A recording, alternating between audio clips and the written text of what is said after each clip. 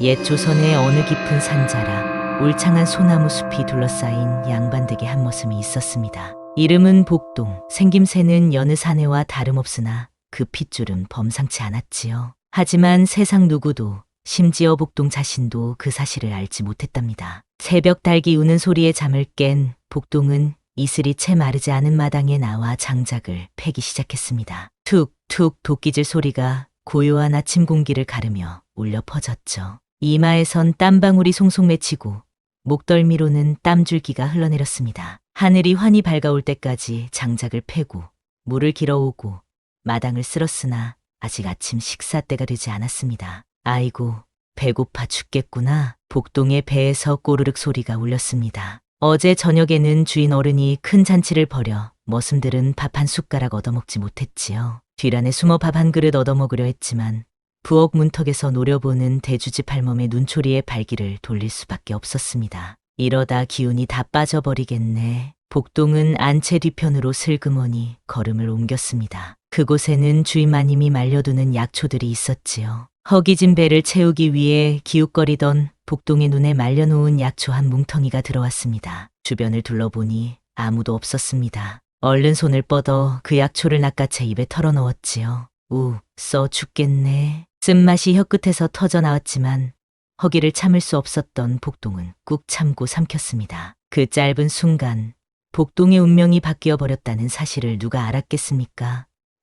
그것이 바로 천년 묵은 산삼, 왕실에 진상하기 위해 귀하게 보관하던 귀물이었습니다. 천금을 주고도 살 수 없는 보물이 한 머슴의 배 속에 자리 잡은 것이지요. 그날 저녁 복동은 온몸에 이상한 열기가 돌기 시작했습니다. 마치 뜨거운 불덩이를 삼킨 듯한 느낌이었죠. 밤새 땀을 흘리며 뒤척이다 새벽녘에야 잠이 들었고 잠든 꿈속에서는 수백 년 된 소나무가 그를 향해 속삭이는 듯했습니다. 내 피가 깨어난다.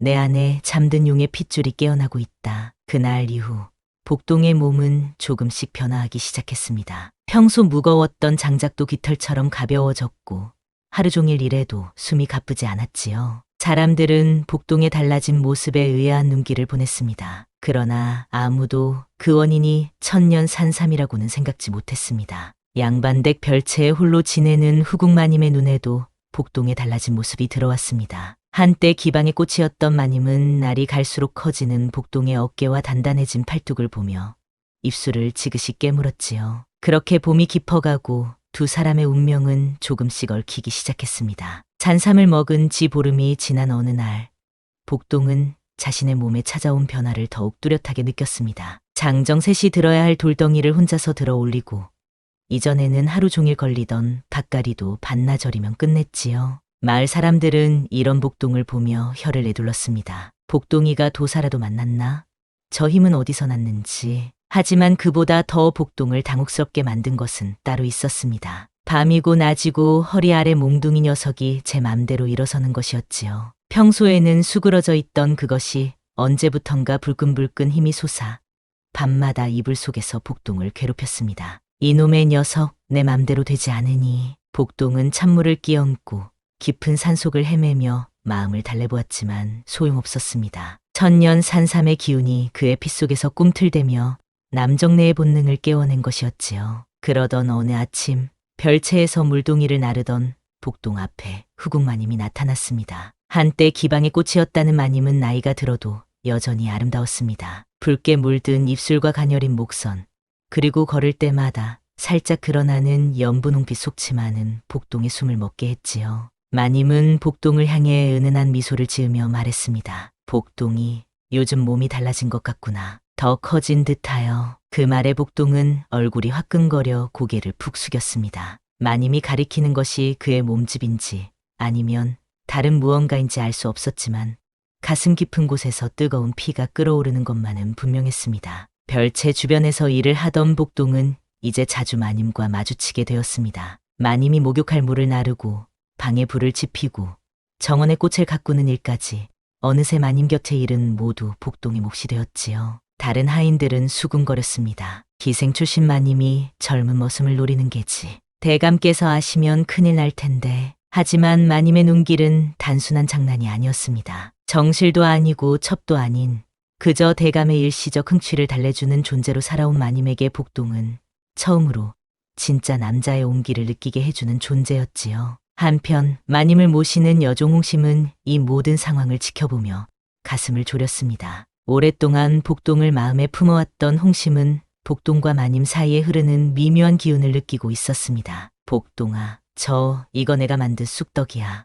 먹어볼래? 가끔 홍심이 건네는 음식과 따뜻한 시선에도 복동의 마음은 이미 마님을 향해 있었지요. 홍심은 그것을 알면서도 포기할 수 없었습니다. 장맛비가 내리던 어느 날, 복동은 별채에 깨진 창호를 고치라는 분부를 받았습니다. 비에 젖은 몸으로 마님의 방문 앞에 선 복동은 잠시 망설였습니다. 안에서는 은은한 향이 새어나왔고 방 안의 그림자가 등불에 비쳐 보였지요. 들어오너라, 복동아. 마님의 부드러운 목소리에 복동은 문을 열었습니다. 방 안에는 마님이 홀로 앉아 있었습니다. 비에 젖은 머릿결을 풀어헤친 채 혹겹 적삼 하나만 걸치고 있었지요. 등불 아래에서 빛나는 마님의 모습은 마치 꿈속의 선녀 같았습니다. 이리 와서 차 한 잔 마시고 일하렴. 몸이 젖었구나. 마님이 건네는 찻잔에서는 향긋한 매화향이 피어올랐습니다. 복동은 숨결이 닿을 듯한 거리에서 마님을 바라보았고 그 순간 이미 그의 몽둥이는 앞서 나가기 시작했습니다. 복동은 급히 일어나 문을 박차고 나왔습니다.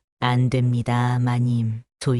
소희는. 뒤에서 마님의 부르는 소리가 들렸지만 복동은 비를 맞으며 달려갔습니다. 그 모습을 담장 뒤에서 지켜보던 홍심은 치맛자락을 꼭 쥐며 중얼거렸지요. 마님보다 내가 먼저였어야 하는데. 비는 계속 내렸고 복동의 가슴 속에는 더 뜨거운 불이 타오르기 시작했습니다. 그날 이후 복동은 마님의 방에 들어가지 않으려 했었습니다. 장맛비는 계속되었고 별채의 창호지는 여기저기 젖어 찢어졌지만 복동은 다른 하인을 시켜 고치게 했지요. 마님과 마주칠 때마다 가슴이 터질 듯 뛰었고 밤이면 꿈속에서 마님의 모습이 아른거렸습니다. 이런 생각을 하면 안 되지.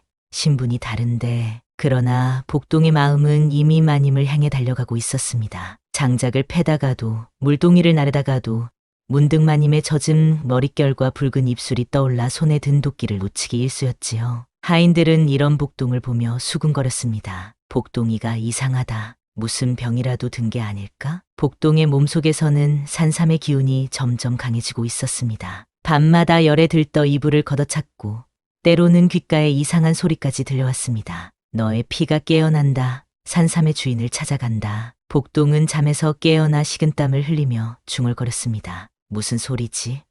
누가 내게 말을 거는 건가? 한편 마님도 복동을 향한 마음을 숨기지 못했습니다. 창가에 앉아 복동이 일하는 모습을 바라보다가 하녀에게 들키기도 했고 식사 때 복동의 몫을 더 챙기라 일렀지요. 이런 마님의 마음을 가장 먼저 알아챈 건 여종 홍심이었습니다. 마님, 복동이가 아직 창호를 고치지 않았다는데 부르시겠습니까? 홍심의 말에 마님은 대수롭지 않게 대답했지만 그 눈빛에서 설렘이 배어나옴을 홍심은 놓치지 않았습니다. 홍심의 가슴에는 질투와 분노가 활활 타올랐지요. 내가 오랫동안 마음에 품었던 사람인데. 홍심은 몰래 복동의 허리끈을 잘라내고 마님의 빚을 부러뜨리는 등 사소한 방해를 하기 시작했습니다. 하지만 이미 두 사람 사이에 피어나는 감정은 그런 방해로 막을 수 없었습니다. 어느 날 저녁 대감이 먼 고을로 떠난 뒤 별채에서는 작은 술자리가 벌어졌습니다. 평소와 달리 마님은 하인들에게도 술을 내렸고 복동에게는 특별히 자신의 곁에 앉으라 명했지요. 복동아, 내가 요즘 힘이 세졌다고 들었다. 정말이냐? 마님의 물음에 복동은 부끄러워 고개만 끄덕였습니다. 술이 몇 순배 돌자 하인들은 하나둘 물러갔고 마지막까지 남아있던 홍심도 마님의 눈짓에 방을 나갔습니다. 마당에는 둥근 보름달이 높이 떠 있었고 밤 공기는 은은한 매화향으로 가득했습니다. 너 나를 여인으로 본 적은 없느냐? 마님의 뜻밖의 물음에 복동은 놀라 고개를 들었습니다. 달빛 아래 마님의 얼굴은 평소보다 더 아름다웠고 반쯤 풀어헤친 옷자락 사이로 하얀 목덜미가 드러났지요. 복동은 말을 잇지 못했습니다. 대답해 보거라. 내가 여인이 아니더냐? 마님은 복동에게 한 걸음 다가갔고 그녀의 손끝이 복동의 팔을 더듬기 시작했습니다. 복동은 움찔하며 물러섰지만 마님은 포기하지 않았습니다. 세상 사람들은 나를 대감의 후궁이라 부르지만 나는 한 번도 진짜 여인으로 대접받은 적이 없다. 대감은 나를 기생으로만 볼 뿐. 마님의 눈에서 눈물이 흘러내렸습니다. 복동은 자신도 모르게 손을 뻗어 그 눈물을 닦아주었지요. 그 순간 두 사람의 시선이 얽혔고 마님은 복동의 품에 안겼습니다. 단 하룻밤만이라도 나를 여인으로 대해다오. 마님의 속삭임에 복동은 더 이상 자신을 억누르지 못했습니다. 그날 밤 안채 안에는 이불 소리와 억눌린 숨결이 새어나왔습니다. 달빛이 스며드는 방 안에서 두 사람은 신분의 벽을 허물고 하나가 되었지요. 복동의 몸에서는 산삼의 기운이 활활 타올랐고 마님은 처음으로 진정한 여인의 기쁨을 맛보았습니다. 그러나 뜨겁게 불태운 그 밤의 대가는 혹독했습니다. 이튿날 아침 복동의 눈이 희뿌옇게 흐려지기 시작했고 가슴에는 타는 듯한 통증이 찾아왔습니다. 귓가에는 더 큰 소리로 속삭임이 들려왔지요. 내 피가 타오른다. 산삼의 대가를 치러야 한다. 마님은 놀라 복동의 이마를 짚어보았습니다. 이게 어찌 된 일이냐? 몸이 불덩이 같구나. 복동은 고통 속에서 마님을 바라보며 중얼거렸습니다. 괜찮습니다. 마님, 이건 그저. 그러나 복동의 말은 끝맺지 못했습니다. 의식이 흐려지며 방바닥에 쓰러진 것이지요. 그 모습을 문틈으로 지켜보던 홍심의 눈에는 복잡한 감정이 교차했습니다. 증오와 걱정, 그리고 여전히 사그라지지 않는 사랑의 감정까지. 산삼, 천년 산삼의 저주란 이런 것이었구나. 홍심은 조용히 발걸음을 돌렸습니다. 그녀는 어디론가 급히 달려갔지요. 복동이 쓰러진 지 사흘째. 마님의 방에서는 간간히 신음소리가 새어나왔습니다. 대감이 먼 고을에 있는 동안 마님은 몰래 복동을 자신의 방에 들였고 밤낮으로 그를 간호했지요. 하인들은 모두 알면서도 모른 척했습니다. 누구도 감히 후궁 마님의 행동에 이러쿵저러쿵 말할 수 없었으니까요. 복동아, 정신이 드느냐? 물 좀 마시려무나. 마님은 복동의 입술에 물을 적셨습니다. 복동의 이마에선 계속해서 땀이 흘러내렸고 온몸은 불덩이처럼 뜨거웠습니다. 때로는 헛소리를 하며 몸부림치기도 했지요. 산삼이 내 피를 태우고 있어. 마님은 복동의 헛소리를 듣고 깜짝 놀랐습니다. 대감이 왕실에 진상하려고 귀하게 보관하던 천년 산삼이 사라진 사건이 떠올랐기 때문입니다. 대감은 크게 노했지만 결국 찾지 못했지요. 그런데 복동의 입에서 산삼 이야기가 나온 것입니다. 혹시 내가 그 산삼을? 마님의 물음에 복동은 고통스러운 표정으로 고개를 끄덕였습니다. 배가 고파서 그만. 죄송합니다. 마님은 갑자기 무언가를 깨달은 듯 표정이 굳어졌습니다. 어릴 적 할머니에게서 들었던 이야기가 생각났기 때문이지요. 천년 산삼은 인간의 몸에 오래 깃들면 피를 태우는 저주가 되어버린다. 마님은 급히 일어나 책을 뒤적이기 시작했습니다. 기방에서 지내던 시절 한 늙은 의원에게 받은 약초책이었지요. 책 속에는 산삼의 효능과 부작용에 대한 기록이 있었습니다. 천년 산삼을 먹은 자, 처음에는 힘이 솟고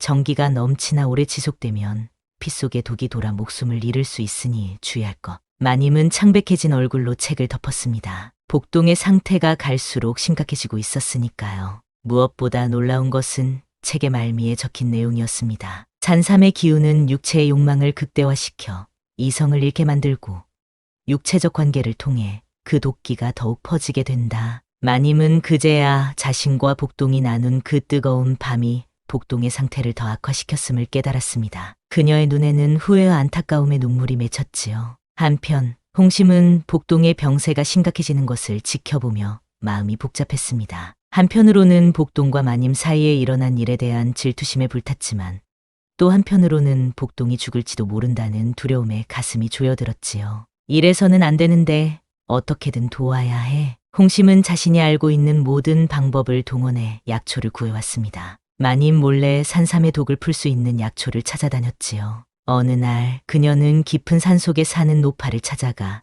산삼의 독에 대해 물었습니다. 산삼의 독은 산삼을 먹은 자의 핏줄과 관련이 있다고 합니다. 특별한 혈통을 가진 자만이 그 독을 이겨낼 수 있다지요. 노파의 말에 홍심은 더욱 혼란스러워졌습니다. 복동의 혈통? 그저 평범한 머슴이었던 복동에게 무슨 특별한 혈통이 있다는 말인가요? 그러나 홍심은 포기하지 않고 노파에게서 해독제를 만드는 법을 배워왔습니다. 대감이 돌아올 날이 다가오자 마님은 결단을 내려야 했습니다. 이대로 복동을 두면 분명 목숨을 잃을 것이고 설령 살아난다 해도 대감이 돌아와 두 사람의 관계를 알게 되면 모두 끔찍한 벌을 받을 것이 분명했지요. 복동아, 정신이 들거든 내 말을 들어라. 우리는 이곳을 떠나야 한다. 마님은 복동의 귓가에 속삭였습니다. 그리고는 서둘러 짐을 꾸리기 시작했지요. 값진 폐물 몇 점과 필요한 옷까지만 챙겼습니다. 대감에게는 친정어머니가 위독하다는 거짓 편지를 남겨두었고요. 그날 밤 마님은 홍심을 불러 마지막 부탁을 했습니다. 내가 없는 동안 대감께 내 편지를 전해다오. 그리고 복동이를 돌봐줘야 한다. 홍심은 복잡한 심정으로 고개를 끄덕였습니다. 마님이 떠난 뒤 홍심은 혼자 남은 복동의 방에 들어갔습니다. 아직도 열에 들떠 신음하는 복동에게 노파에게서 배운 해독제를 먹였지요. 살아남아라, 복동아. 내가 죽으면 나도 살 이유가 없으니. 홍심의 정성 덕분인지 복동의 열은 조금씩 내리기 시작했습니다. 의식도 돌아왔지요. 마님이 떠난 후 사흘째 되는 날, 복동은 마침내 눈을 떴습니다. 마님은 어디 계십니까? 복동의 첫마디에 홍심의 마음은 아프게 조여들었습니다. 그녀는 복동에게 마님이 그를 살리기 위해 저택을 떠났다고 말해주었지요. 복동은 벌떡 일어나려 했지만 아직 몸이 약해 비틀거렸습니다. 가야 합니다. 마님을 찾아야. 홍심은 복동의 어깨를 잡았습니다. 아직은 안 돼. 내 몸이 회복되지 않았어. 그리고 마님께서 어디로 가셨는지 아무도 모른단다. 그러나 복동의 마음은 이미 마님을 향해 달려가고 있었습니다. 그는 몰래 짐을 꾸리기 시작했지요. 대감이 돌아오기 전에 이곳을 떠나야 한다는 것을 알았으니까요. 달이 물 위에 잠긴 그날 밤, 복동은 가만히 마당을 걷다가 문득 산기슭을 올려다보았습니다. 어디선가 마님의 목소리가 들려오는 듯했지요. 그러나 저택 안은 고요했고 복동의 망설임만이 깊어갔습니다. 대감이 돌아오기 전 떠나야 한다는 것은 알지만 마님이 어디로 가셨는지 알 수 없었습니다. 오늘 밤 꼭 떠나야 하는데. 복동은 방으로 돌아가 짐을 꾸렸습니다. 그의 소지품이라고는 몇 벌의 옷과 어머니에게서 물려받은 작은 천 주머니가 전부였지요. 주머니 속에는 오래된 비단 조각 하나가 들어 있었는데 복동은 이것이 어머니의 유일한 형편이라 여견을 품고 다녔습니다. 짐을 꾸리던 복동은 문득 발걸음 소리에 고개를 돌렸습니다. 홍심이 문 밖에 서 있었지요. 가려는 거지? 홍심의 목소리는 담담했지만 그 눈빛에는 깊은 슬픔이 어려 있었습니다. 복동은 말없이 고개를 끄덕였지요. 알고 있었어. 넌 결국 마님을 찾아갈 거라는 걸. 홍심은 한 발 다가와 손에 든 작은 붓짐을 내밀었습니다. 이건 내가 길에서 먹을 것과 산삼의 독을 풀 약이야. 아직 완전히 낫지 않았으니 사흘에 한 번씩 먹어야 해. 복동은 감사의 마음으로 붓짐을 받았습니다. 그리고는 문득 궁금한 것이 생각났지요. 어떻게 이런 약을 구했소? 내 병이 산삼 때문이란 걸 어찌 알았소? 홍심은 쓸쓸한 미소를 지었습니다. 너 아직도 모르는구나. 난 늘 너를 지켜봐왔어. 내가 산삼을 먹은 것도 그 뒤로 달라진 것도 전부 알고 있었어. 복동은 놀란 눈으로 홍심을 바라보았습니다. 홍심의 눈에서는 눈물이 흘러내렸지요. 복동아, 나는 너를 좋아했단 말이다. 어릴 적부터 항상. 홍심의 고백에 복동은 아무 말도 할 수 없었습니다. 그저 미안한 마음뿐이었지요. 홍심은 복동의 침묵을 이해한다는 듯 고개를 끄덕였습니다.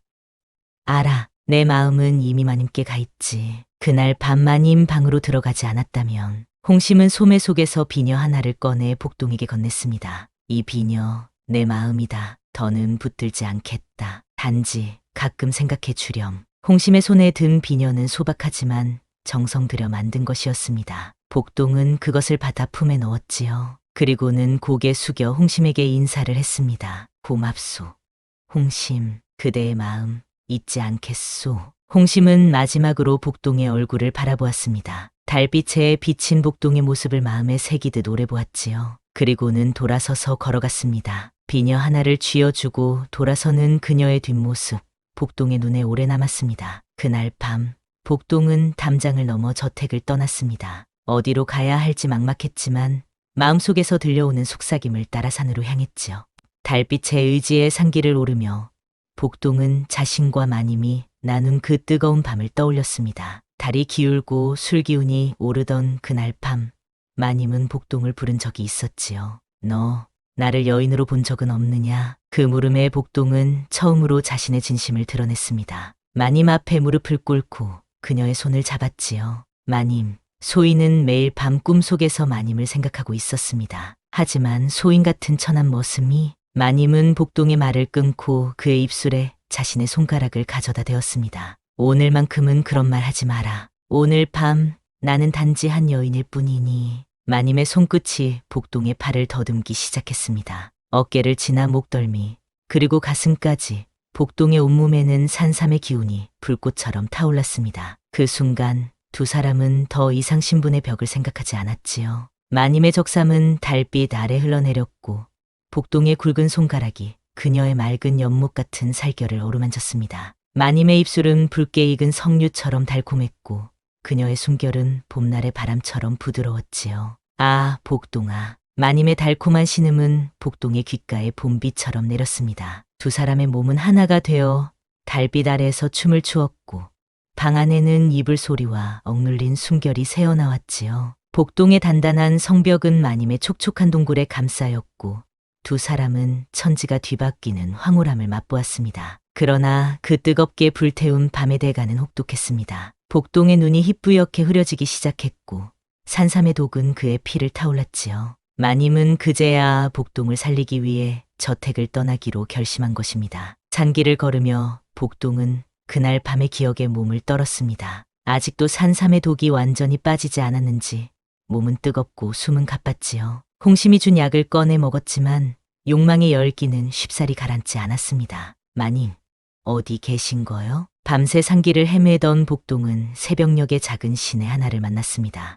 목을 축이기 위해 시냇물에 손을 담그는데 문득 물에 비친 그림자가 마님의 모습 같았지요. 복동은 놀라 고개를 들었지만 그곳에는 아무도 없었습니다. 환각인가? 그러나 물가에는 분명 발자국이 남아 있었습니다. 복동은 희망을 품고 그 발자국을 따라갔지요. 발자국은 깊은 산속으로 이어졌고 마침내 작은 오두막 앞에서 멈췄습니다. 복동의 가슴이 두근거렸습니다. 오두막 앞에는 마님이 쓰던 비단 손수건이 나뭇가지에 걸려 있었으니까요. 복동은 용기를 내어 문을 두드렸습니다. 누구십니까? 문 안에서 들려오는 목소리는 분명 마님의 것이었습니다. 복동의 눈에서는 기쁨의 눈물이 흘러내렸지요. 마님, 소인 복동입니다. 문이 열리고 마님이 놀란 얼굴로 서 있었습니다. 그녀의 눈에도 눈물이 고였지요. 복동아, 어찌 여기까지.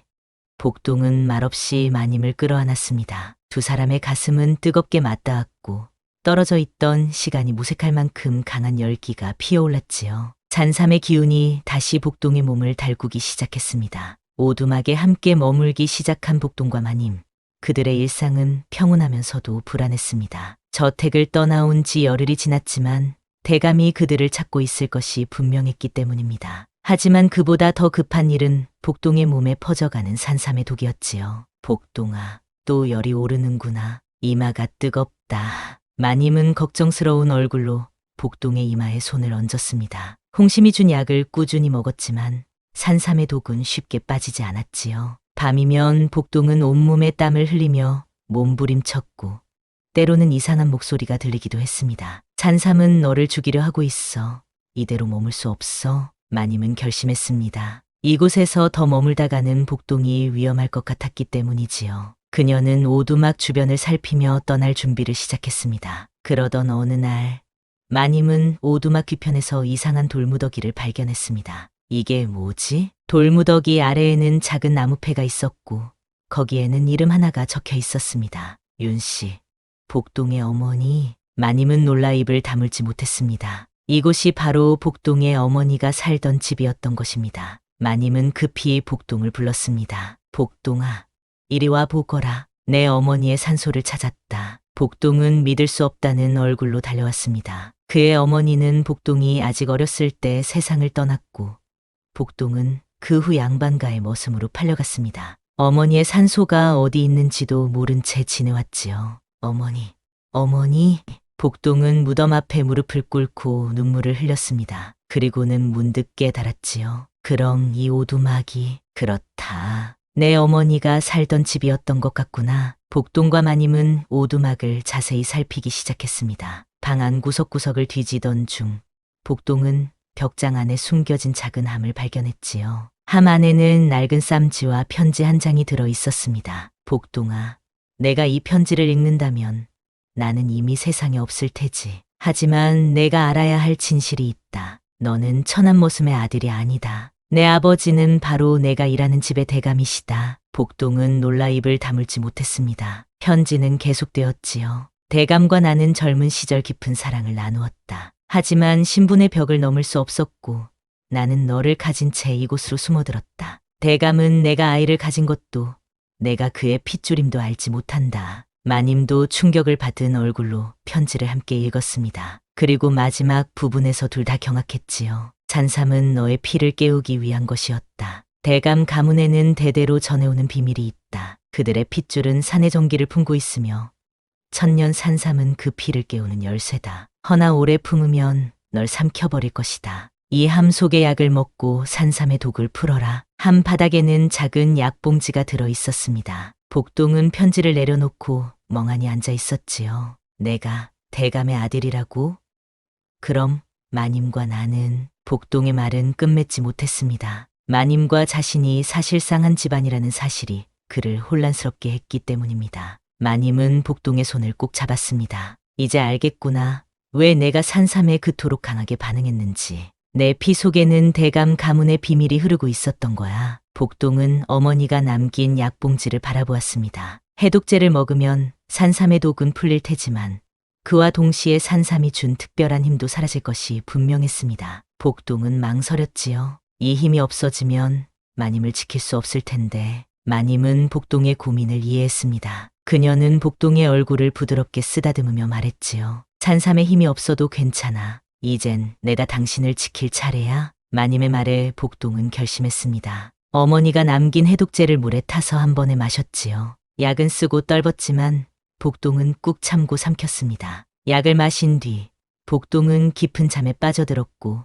마님은 밤새 그의 곁을 지켰습니다. 그날 밤 복동은 꿈속에서 어머니를 만났습니다. 어머니는 환한 미소로 복동을 바라보며 말했지요. 이제 너는 자유롭다. 산삼의 저주에서 그리고 숨겨진 출생의 무게에서도. 복동이 깨어났을 때 창밖으로는 밝은 햇살이 비치고 있었습니다. 몸속의 열기가 가라앉았고 귓가에 들리던 이상한 목소리도 사라졌지요. 마님은 쟁반에 아침 식사를 담아 들어왔습니다. 잠은 잘 잤느냐?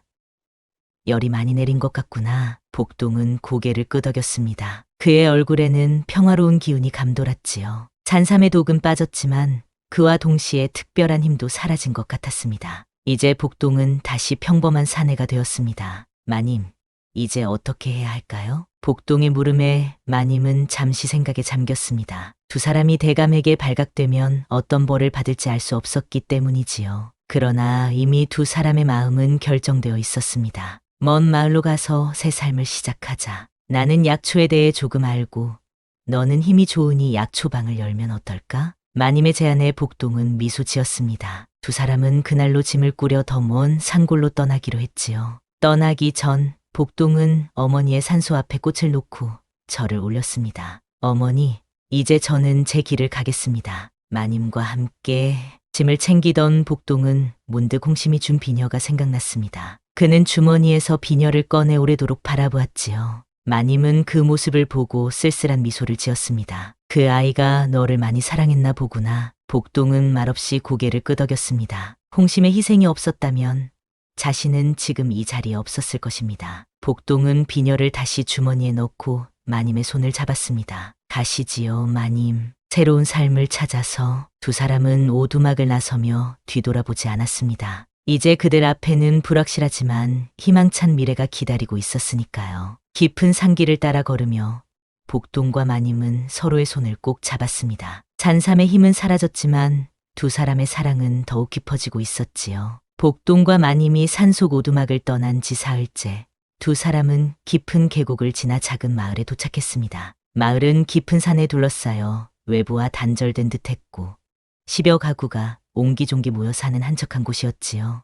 이곳이라면 대감의 눈을 피해 조용히 살 수 있을 것 같았습니다. 여기서 잠시 쉬었다 가야겠소. 마님, 다리가 무겁습니다. 복동의 말에 마님은 고개를 끄덕였습니다. 해독제를 먹은 후 복동은 산삼의 독에서 벗어났지만 그와 동시에 예전의 힘도 많이 사라졌지요. 이전처럼 하루 종일 걸어도 숨이 차지 않던 체력도 돌아오지 않았습니다. 마을 어귀의 주막에 들어간 두 사람은 허기를 달래기 위해 국수 한 그릇을 시켰습니다. 주막 노파는 낯선 두 사람을 호기심 어린 눈으로 바라보았지요. 두 분은 어디에서 오셨소? 마님은 미소를 지으며 대답했습니다. 먼 고을에서 왔습니다. 저희는 부부인데 산약을 캐러 이 마을까지 왔지요. 복동은 마님이 자신을 남편이라 소개하는 말에 얼굴이 붉어졌습니다. 아직 혼례를 올린 것도 아닌데 부부라 칭하는 것이 부끄러웠지요. 하지만 마님의 표정은 담담했습니다. 이제 그들은 새로운 삶을 살기로 결심했으니까요. 주막 노파는 고개를 끄덕이며 말했습니다. 잔약이라면 이 마을 뒷산에 많지요. 특히 저 상기슭의 탄이원 터에는 귀한 약초가 많다고 합니다. 마님의 눈이 반짝였습니다. 그녀는 복동을 바라보며 미소 지었지요. 들었소?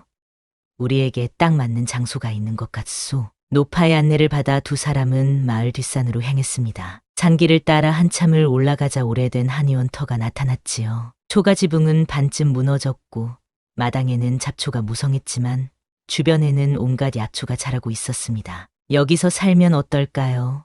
마님?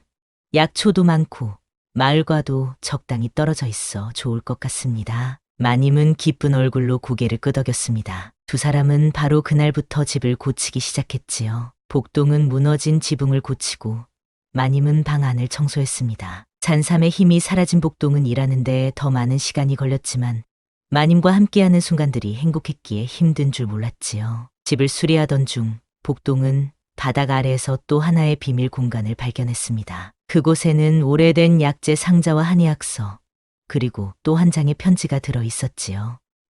이건 복동이 펼친 편지에는 놀라운 내용이 적혀 있었습니다. 내 아들 복동에게 내가 이 편지를 찾았다면 이미 산삼의 독에서 벗어났을 것이다. 이곳은 내가 대감을 만나기 전 의원으로 일하던 곳이다. 대감 가문의 비밀을 알게 된 것도 여기서였지. 그 가문에는 특별한 혈통이 흐르고 천년 산삼은 그 혈통을 깨우는 열쇠라는 것을. 마님은 복동이의 어깨에 손을 얹고 함께 편지를 읽었습니다. 하지만 그 힘에는 대가가 따른다. 피를 타오르게 하고 욕망을 깨우지만 결국은 몸을 불태워 죽음에 이르게 한다. 내가 살아남았다면 이제 너는 평범한 삶을 살 수 있을 것이다. 다만 내 아이들에게는 이 비밀이 이어질 것이니 조심하여라. 복동은 편지를 내려놓고 깊은 생각에 잠겼습니다. 자신의 피 속에 흐르는 특별한 혈통, 그리고 그것이 자신의 자식들에게도 이어질 것이라는 사실이 그를 당혹스럽게 만들었지요. 마님은 복동의 손을 꼭 잡았습니다. 걱정하지 마. 우리는 함께 이겨낼 거야. 비밀 공간에서는 다양한 한약재와 의서들도 발견되었습니다. 복동의 어머니는 뛰어난 의원이었던 것 같았지요.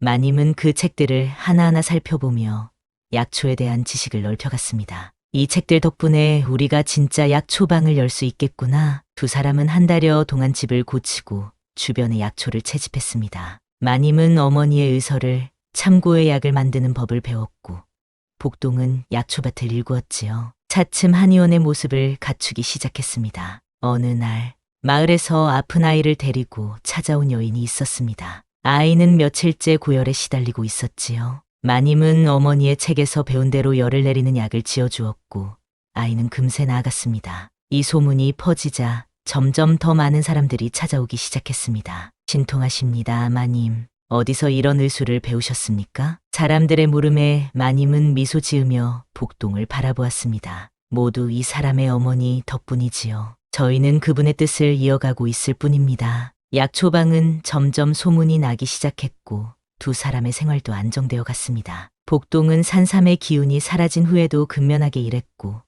마님은 뛰어난 약솜씨로 많은 이들을 치료했지요. 그렇게 계절이 바뀌고 두 사람의 사랑은 더욱 깊어갔습니다. 한편 멀리 떨어진 양반댁에서는 대감이 실종된 안이 달아난 후궁을 찾기 위해 수소문하고 있었습니다. 그러나 깊은 산속 작은 마을까지는 손길이 닿지 않았지요. 홍심은 그 사이 대감의 신임을 얻어 안주인의 자리에 올랐다는 소문도 들려왔습니다. 어느 날 저녁 하루 일을 마친 복동과 마님은 처마 아래 앉아 달을 바라보았습니다. 마님의 배는 불러오기 시작했지요. 그들의 사랑의 결실이 자라고 있었습니다. 아이가 태어나면 무슨 이름을 지을까요? 복동의 물음에 마님은 부드러운 미소를 지었습니다. 남자아이라면 용출이라고 하면 어떨까?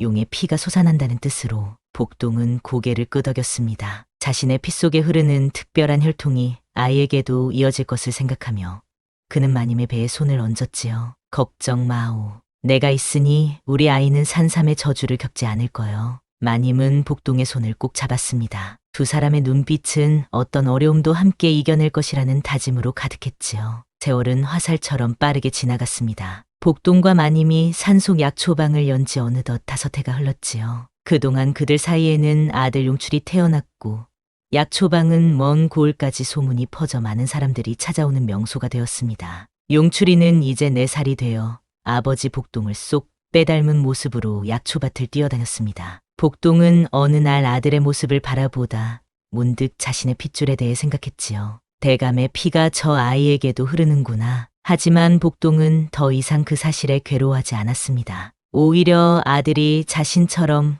그 비밀에 시달리지 않도록 보호하겠다는 결심이 더 강해졌지요. 마님 역시 어머니의 의서를 꾸준히 연구하며 산삼의 기운을 다스리는 법을 찾아내고 있었습니다. 복동아, 용출이가 자라면서 특별한 기운이 나타나면 이 약을 먹이면 될 거야. 산삼의 독을 이기면서도 그 기운은 적절히 유지할 수 있는 처방을 찾았어. 마님의 약솜씨는 해가 갈수록 나아졌고 많은 사람들이 병을 고치기 위해 그들의 약초방을 찾았습니다. 복동은 예전만큼 크지도 힘세지도 않았지만 성실하게 약초를 기르고 집을 관리하며 가장으로서의 역할을 다했지요. 마님의 따뜻한 눈길 아래서는 늘 당당했습니다. 산삼의 기운이 빠져나가고 평범한 남자로 돌아왔지만 복동의 마음은 더 강해졌습니다. 그는 이제 진정한 자신의 모습으로 마님과 아들을 지키고 있었지요. 가을이 깊어가던 어느 날 약초방에 한 여인이 찾아왔습니다. 검은 천으로 얼굴을 가리고 있어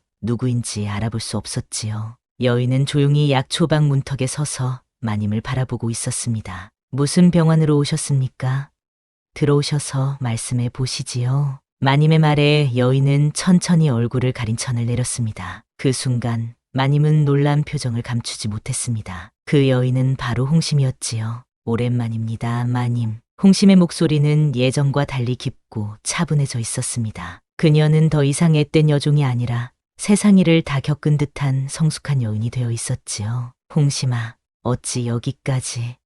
마님의 물음에 홍심은 쓸쓸한 미소를 지었습니다. 저도 모르게 발길이 이곳으로 향했습니다. 마님과 복동이가 잘 지내는지 확인하고 싶었어요. 홍심은 차분한 목소리로 그동안의 일들을 들려주었습니다. 대감은 마님이 사라진 뒤 크게 노했지만 시간이 지나자 새로운 후궁을 들였고 마님을 찾는 일도 포기했다고 했지요. 홍심은 그 과정에서 대감의 신임을 얻었고 이제는 저택의 살림을 맡아보는 중요한 위치에 올랐다고 합니다. 그런데 복동이는 어디 있나요? 홍심의 물음에 마님은 약초밭을 가리켰습니다. 저 멀리 복동이 아들과 함께 약초를 캐고 있었지요. 홍심은 그 모습을 오래도록 바라보았습니다. 그녀의 눈에는 아직도 복동을 향한 마음이 어려 있었지만 이제는 그것을 받아들이고 있는 듯했습니다. 행복해 보이네요.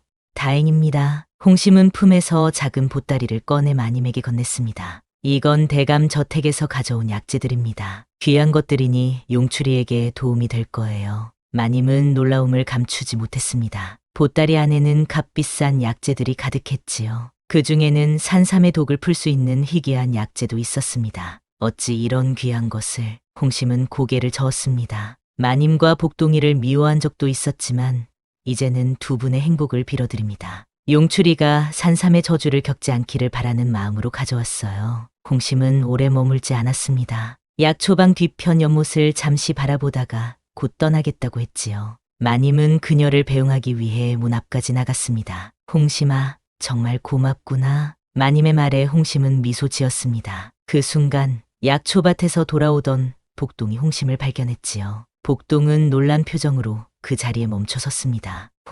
홍심이? 홍심은 복동을 향해 고개를 끄덕였습니다. 두 사람의 시선이 잠시 얽혔지요. 그 짧은 순간에 많은 감정이 오갔습니다. 미안함, 감사함, 그리고 여전히 남아있는 그리움까지. 잘 지내시죠?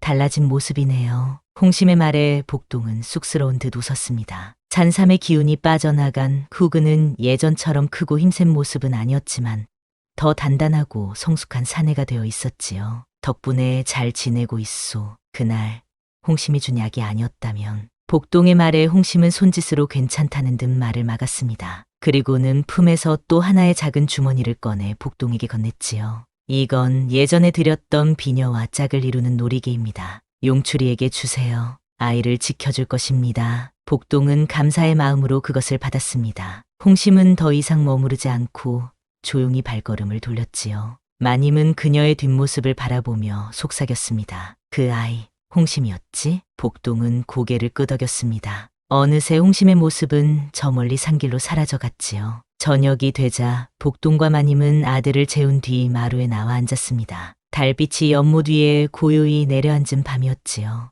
마님은 복동의 가슴에 얼굴을 묻으며 말했습니다. 복동아, 행복하니? 복동은 마님의 머리를 쓰다듬으며 미소 지었습니다. 이보다 더 행복할 수 있을까요?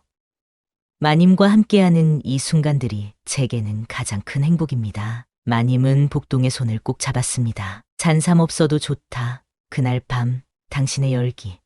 난 지금도 잊지 못한다. 복동은 마님의 속삭임에 얼굴이 붉어졌습니다. 잔삼의 기운은 사라졌지만 마님을 향한 그의 사랑은 더욱 깊어져 있었지요. 복동은 마님을 부드럽게 품에 안았습니다. 잔삼의 힘이 아니라 진짜 내 마음으로 마님을 사랑합니다. 두 사람의 입술이 달빛 아래 부드럽게 맞닿았습니다. 그날 밤 복동과 마님은 다시 한번 뜨거운 사랑을 나누었지요. 잔삼의 기운이 없어도 그들의 밤은 여전히 열정으로 가득했습니다. 달빛이 스며든 방 안에서 복동은 마님의 가녀린 손가락이 자신의 가슴을 어루만지는 것을 느꼈습니다. 마님의 숨결은 복동의 귓가에 봄바람처럼 부드럽게 스쳤고 그녀의 눈동자는 밤하늘의 별빛처럼 반짝였지요. 당신 없인 살 수 없어요. 마님의 속삭임에 복동은 그녀를 더욱 가까이 끌어안았습니다. 두 사람의 몸은 서로를 완전히 받아들이며 하나가 되었고 방 안에는 사랑의 온기가 가득 차올랐지요. 이제 복동과 마님은 진정한 사랑으로 맺어진 부부였습니다. 잔삼의 기운이나 신분의 벽에 가로막히지 않은